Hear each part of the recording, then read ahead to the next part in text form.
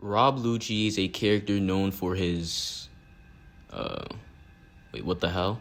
What is this guy known for? His drip? Nah, there's no way this guy genuinely has fans. What's up guys, Russ is Gambly here, and in today's video, yes, we have another character to slander. And this time, Oda better not debunk my video in an instant. In my chapter review of chapter 1091, I went over Rob Lucci's Hall of Fame career very quickly, but today, let's go over it in much greater detail.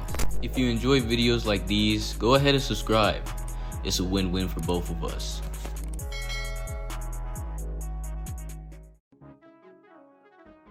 Before we get into the main story, let's go over some stuff we found out about Lucci's past before all his current day shenanigans. 15 years ago, in a kingdom, 500 soldiers were captured by a pirate crew.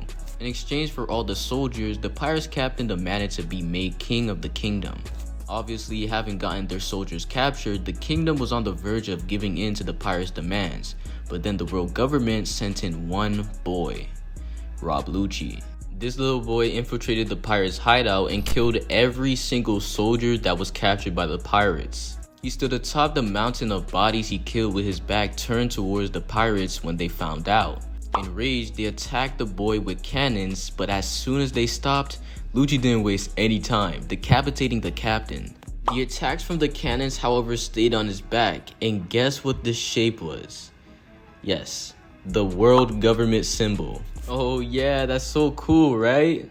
Nah, this guy just proved that he was a government dog since he was 12 years old. How much of a glazer do you have to be to get a scar like that on your back? Like, what? Could you imagine this guy positioning himself to where the cannons would hit different parts of his back to make that symbol? The dick riding is crazy. Anyways, let's get into the main story. Lucci was introduced as obviously a faker, an undercover CP9 member disguised as a shipwright on Water 7. This bum stayed on said island for give or take 3 years for the sole purpose of getting the blueprints for Pluton from Iceberg. For these 3 years, bro was posted up faking a verbal disability and working under a guy named Polly. What's even worse is the fact that even through all this planning and waiting, bro doesn't even fulfill his mission. Let's refresh your memory really quickly on what happened. In chapter 345, we finally find out who the masked criminals were in Water 7, and to everyone's surprise, it was our seemingly innocent shipwright Rob Lucci and the other people we thought we could trust. I'll be real and honest here, this betrayal was brilliant because honestly, behind that verbal disability, no one would even suspect this guy. Props to Lucci for the infiltration because that's one thing I cannot slander. This cold and respectable demeanor and these cool actions all fell apart once he entered a battle with a condom. I mean Luffy. Lucci enters Andy's lobby as clearly the strongest one there. But then we see bro has a rivalry with Jabra. Then after, we find out that bro is almost 2 times as strong as him, having a massive gap in strength according to the CP9 power levels. How does bro possibly have a rivalry with someone this much weaker than him? I mean, dude, how about you pick on someone your own size? I mean, actually, we find out why he doesn't, because once he gets confronted by a big-ass condom, he freezes. Chapter 418 is the start of a massacre Lucci will never forget. He gets his shit stomped in by Gear 2 Luffy, then admits he didn't expect him to have such strength. We return back to see bro and he's still getting tagged by Luffy. They go toe to toe and Luffy turns himself into an extra large condom. Lucci sees the attack go towards him and decides, yes sir, I'ma take it head on, thinking he's Kaido or some shit. But this is too much for my boy. He gets punched outside of the entire battle area. And look at what my bro says. I'm losing consciousness. I'm losing consciousness. I mustn't fall into the sea like this. You'll understand why I'm laughing at this in a second. Just know, this guy Lucci is a clown. But that wasn't it. Lucci was not done taking the hands. So when he comes back, he faces off against an extra small condom. Lucci versus an extra small condom. Who do y'all think wins? Well, if you guessed Lucci, you're wrong because bro's feeling the after effects of a punch he literally blocked. And so Luffy gains his regular body back and we enter the final showdown. They throw hands, and you wouldn't guess what puts an end to the fight. Luffy hears a long-nosed black guy who fought him over a ship tell him to win, and Luffy resurrects from the dead. Lucci takes the combo of his life and is defeated by a boy at 1 HP who has a bounty of only 100 million. I mean, man, nothing could get worse than that. That's what you would think, but nah, Lucci decides he wants to become even more ass. And so we get a cover story of this bum and his antics, and then we have a time skip, and he comes back as a CB0 member after literally failing to defeat a rookie pirate. Only Oda knows how much he had to suck for that. Before we even enter Egghead Island, are we forgetting his pitiful role in the reverie? When Shirahoshi was being captured by the Celestial Dragons, everyone who made an effort to stop it was interrupted by Lucci. And his reasoning was, the Celestial Dragons are gods. This guy is a fucking lapdog, or lap cat. I don't fucking know, bro. Either way, he's pitiful. And even worse, he gets told off by Vivi.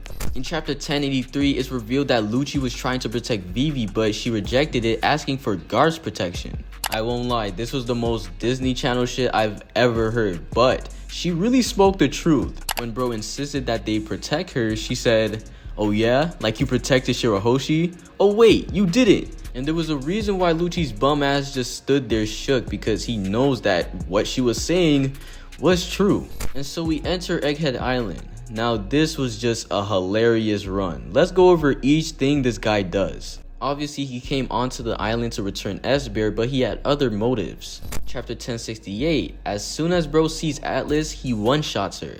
And as soon as Luffy confronts him, he's on smoke. Yes sir, my boy's about to get his revenge. Next time we see him, he's in his awakened form. Lucci is now an awakened zone user just like Luffy. This is going to be a very entertaining fight.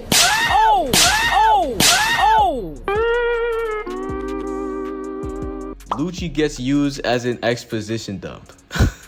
Luffy literally makes a cartoon out of him to show off his new powers, dodging every single pathetic attempt at hitting him, even going as far as to fall asleep while dodging a barrage of attacks. Then Lucci tries to knock Sentomaru out, but gets interrupted by a big black gum whip.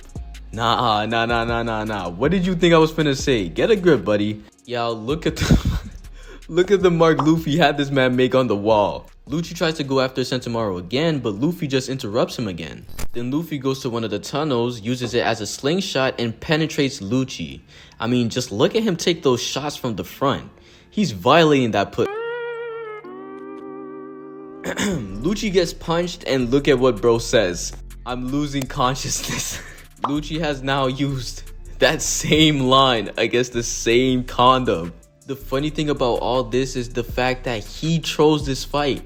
Bro wanted smoke with Luffy in the first place. Even Kaku told this man to stand down, but he continued to fight. He gets embarrassed by Luffy and goes on to say the most clown shit I've ever heard. As he's waiting for the dome to come down, Stussy says that Lucci won't be listening to the government, and in response, Lucci says he won't accept Luffy as an emperor. The guy who just gave him them emperor hands, he can't accept him as an emperor.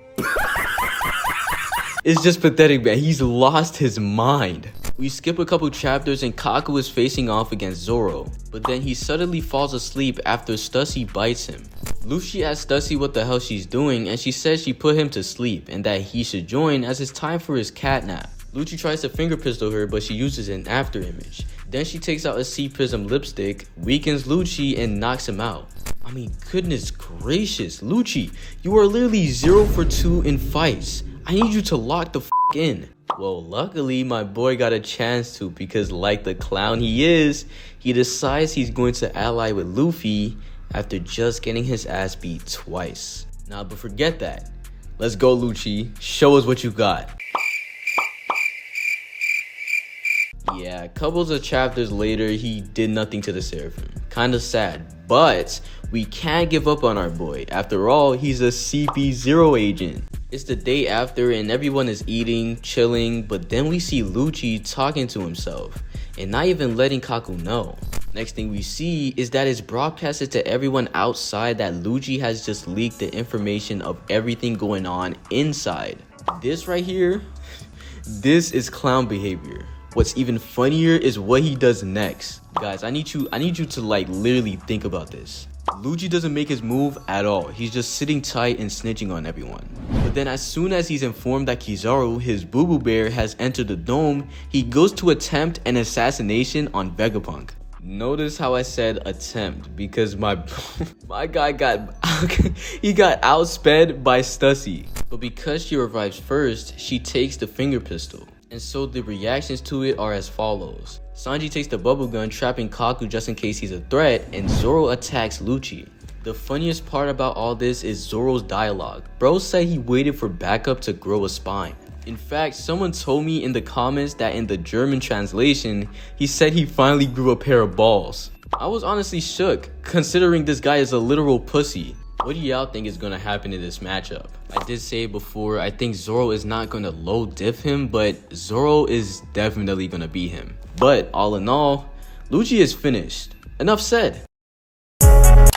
Yo, hold up. I know you ain't watched this entire video and didn't subscribe. What are you doing, bruh? Go ahead and subscribe if you like content like this. You're doing both of us a favor. And I'll catch y'all in the next one.